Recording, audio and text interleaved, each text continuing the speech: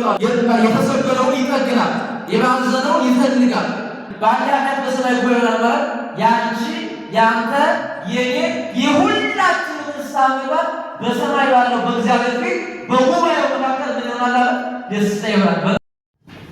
በስመ አብ ወወልድ ወመንፈስ ቅዱስ አሐዱ አምላክ ስብሐት ለእግዚአብሔር በሰማያት ኪያነ ዘፈጠረ ከመናፍቆ ተሰግደት እናመሰግነው ዘንድ ቀድሞ በጥንተ ተፈጥሮ ኋላ በአዲስ ተፈጥሮ የፈጠረን አምላካችን እግዚአብሔር ስሙ የተመሰገነ ይሁን።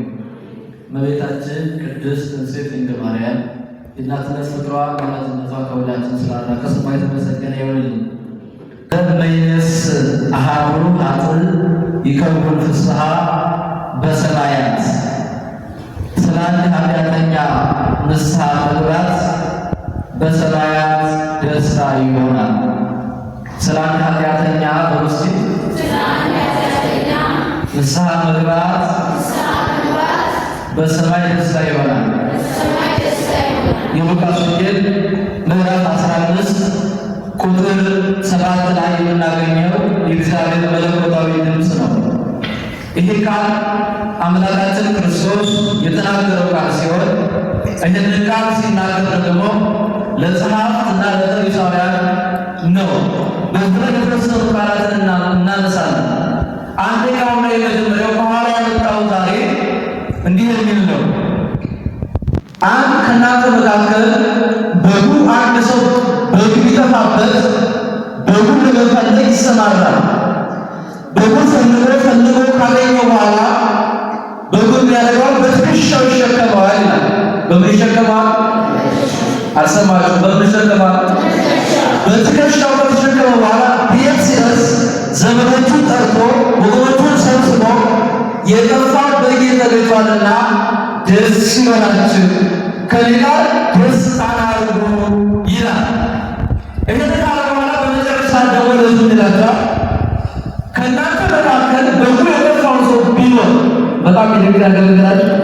አሁን እኛ በግ ሲጠፋ ምንድነው እናደርግ? ልክ እንዳገኘ ነው የተረገመ መላቀቂያ የሌለው በግ ብለን አንስተን በዱላ አይደል?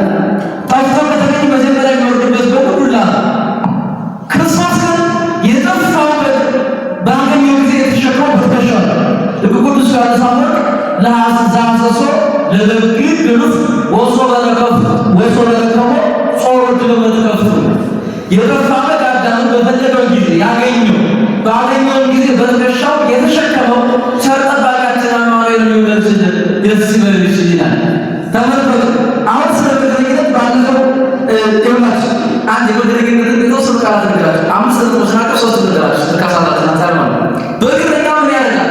አንደኛው ላይ መጀመሪያ በግ የሚጠብቅ ሰው በጎቹ የለመለመ ሳር የጠራ ውሃ ወዳለበት ወስዶ ይመግባቸዋል። ሁለተኛ ያዘነውን የተሰበረውን ይጠግናል፣ የባዘነውን ይፈልጋል። ውሃ ሲጠጡ ከውሃ ውስጥ አልቀት የሚባል ቀንድ አቃጥል አለ። በጎችን መርዞ ይገላቸው። ያ ገብቶ እንዳይገላቸው ተጠንቅቆ እንዲጠጡ ያደርጋቸዋል። የመጨረሻውና ዋናው ነገር ደግሞ ይላል በጎቹ ተኩላ ቀበሮ እንዳይበላበት በጥንቃቄ ከፊት ከፊታቸው ይጠብቃል። ክርስቶስ ያደረገው ይሄ ነው። በጎች ተባሉት ምዕመናን ሲሆኑ የበጎች እረኛ ደግሞ ክርስቶስ ነው። ታዲያ በጎች የለመለመ ሳር የጠራ ውሃ እንዳለ ወዳለበት እረኛ ወስዶ እንደሚመገባቸው ክርስቶስ ደግሞ ቅዱስ ሥጋውን አበላ፣ ክቡር ደሙን አጠጣ። ዘላለማዊ ምግብ አንድ ጊዜ ተበልቶ የዚህ ዓለም ምግብ ሲሆን ጠዋት ደግሞ ማታ ደግሞ ያስፈልጋል።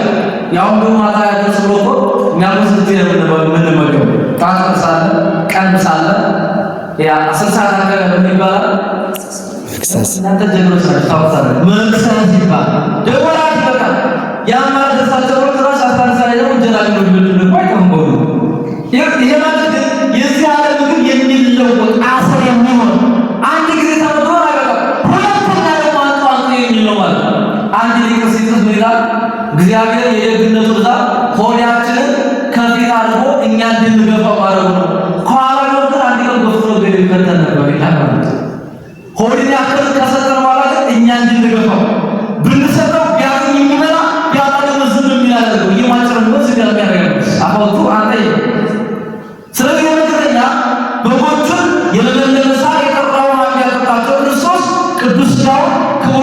ይፈልጋልና። ሁለተኛ የተሰበረውን በግ ይጠግናል፣ የባዘነውን ደግሞ ይፈልጋል። ክርስቶስ ማለት ከማኅበረ መላእክት ከመላእክት ማኅበር የተለየ አዳምን ፈለገው። ከፈለገው በኋላ ደግሞ ርስት ጉልቱን መለሰለት።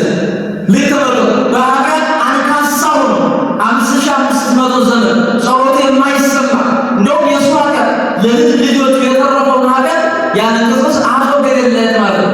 የመጨረሻው ይኸውላችሁ በጣም ልንገራችሁ።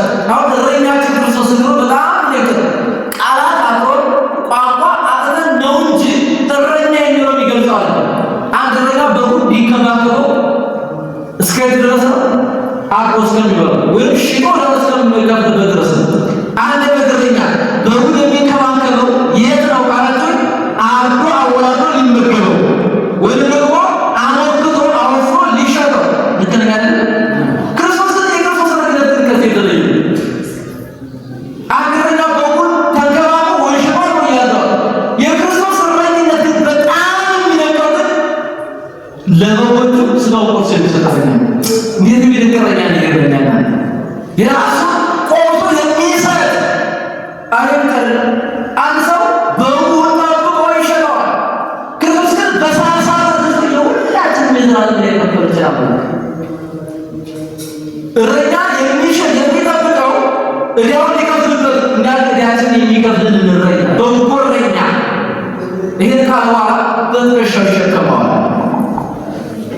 ስንደክም በወንጌል የሚያጸናል፣ ስናዝን በቃሉ የሚያጽናናል፣ የሚያበረታን፣ በትከሻው የሚሸከም ሁልጊዜ በፍቅር የሚንከባከብ። አንድ ሰው ኃጢአት ስትሰሩ ያችሁ አንተ ሌባ በቀደም ስታደርጋ ላየሁህ ብሎ ያጋልጣል፣ ያሳቅቃል። ክርስቶስ ግን ኃጢአታችንን በዝበቃ ስታቀራላ ግን በዝበቃ ማሸፈን የተረዳች መጠፍ ካባሱ በነጥላ ድብቅ የሚያደርግ ስንቱን ራሳ ቀለባባሰው በጥሩ ልብሽፍ የሚያደርግልናል። በሰው አስጸያፊ የሆኑ ክፍልክል ግን በጥሩ ቃል ልብስ ያደርግ በቀሚስ በካባ በቆ እናንተ ደግሞ በነጠላ ሸፍኖ እዚያ ቆመ ደግጌታ ስሙ የተመሰገነ ይሁን። ይሄን ቃላዋላ የሚለቀው ቃል ግን ምን የሚል ነው? ከ99 በጎች አንዳንድ ሁለት 99 በግ የተባሉት ቅዱሳን መላእክት ናቸው። አንተ የተባለ ደግሞ አዳም ነው። ከ99 በግ ይልቅ ለአንድ በግ የሚጨነቅ ማለት ተመልከቱ።